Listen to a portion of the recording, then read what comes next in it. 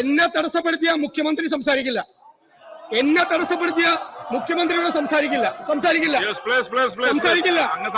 മുഖ്യമന്ത്രി തടസ്സപ്പെടുത്തിയ ഇത് കണ്ടു കഴിഞ്ഞാൽ ചങ്കു പറഞ്ഞു പോവില്ലേ? ഒരു ചെറുപ്പക്കാരനെ പോലീസ് സ്റ്റേഷനിലിട്ട് 4-5 പേര് ക്രൂരമായി മർദ്ദിച്ചു.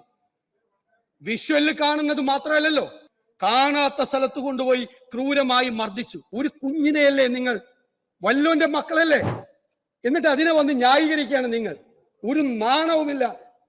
നിങ്ങളുടെ LC സെക്രട്ടറിയുടെ കരണക്കുറ്റിക്കിട്ടല്ലേ പോലീസ് അടിച്ചത്? കൂസിനെ വെള്ളം എടുത്ത് കുടിക്കാൻ ഒരു ദളിത് സ്ത്രീയോട് പറഞ്ഞ നാണം കെട്ട പോലീസാണ് നിങ്ങളുടെ. അന്തിക്കാട് കോർട്ടിൽ കരിക്ക് ചുരുട്ടിയിട്ട് ഇടിച്ചത് ഇവൻ ആരാണ്? Action hero Biju.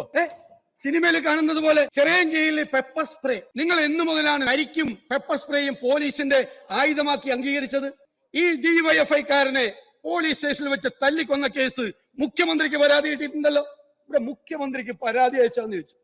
ഇവിടെ DYFI-കാരനെ സ്റ്റേഷനിലിട്ട് തല്ലിക്കൊന്നിട്ട് നടപടിയെടുക്കാത്ത ഈ മുഖ്യമന്ത്രിയാണോ യൂത്ത് കോൺഗ്രസ് മണ്ഡലം പ്രസിഡന്റിന്റെ പരാതി കൊടുത്താൽ നടപടിയെടുക്കുന്നത്? ആണോ?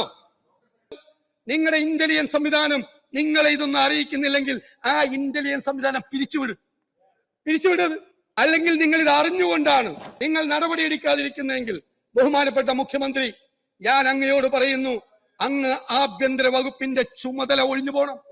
ഇത് സ്റ്റാലിന്റെ രക്ഷയല്ല ബഹുമാനപ്പെട്ട മുഖ്യമന്ത്രി, ഇത് ജനാധിപത്യ കേരളമാണ്. നിങ്ങൾ സ്റ്റാലിൻ ചമയാൻ ശ്രമിച്ചാൽ ഞങ്ങൾ അതിനെ ചോദ്യം ചെയ്യും.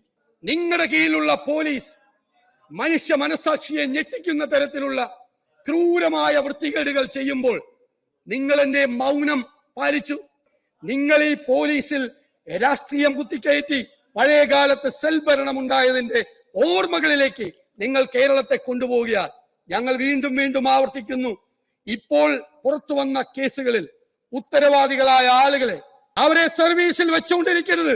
അവരെ സർവീസിൽ നിന്ന് പുറത്താക്കുന്നത് വരെ സാർ ഞങ്ങൾ ഈ സമരം തുടരും. അവരെ സംരക്ഷിക്കാനാണ് നിങ്ങളുടെ ഭാവം എങ്കിൽ ഞങ്ങൾ ഈ നിയമസഭയുടെ ഈ ഹാളിന്റെ കവാടത്തിന് മുന്നിൽ ഞങ്ങളുടെ 2 MLA-മാർ ശ്രീ സനീഷ് കുമാറും ശ്രീ അഷറഫും അനിശ്ചിതകാല സത്യാഗ്രഹം ഇന്നു മുതൽ ആരംഭിക്കുക. ഇതിനൊരു നടപടി എടുക്കുന്നത് വരെ വേണം. ഇതിനൊരു നടപടി ഉണ്ടാകുന്നത് വരെ ഞങ്ങൾ ഈ സമരവുമായി ഞങ്ങൾ മുന്നോട്ട് പോകും. നീണ്ടു നിൽക്കുന്ന പ്രഭാഷണത്തിനല്ല ഞങ്ങൾ കാത്തിരിക്കുന്നത്. ഞങ്ങൾക്ക് ആക്ഷൻ വേണം, നടപടി വേണം.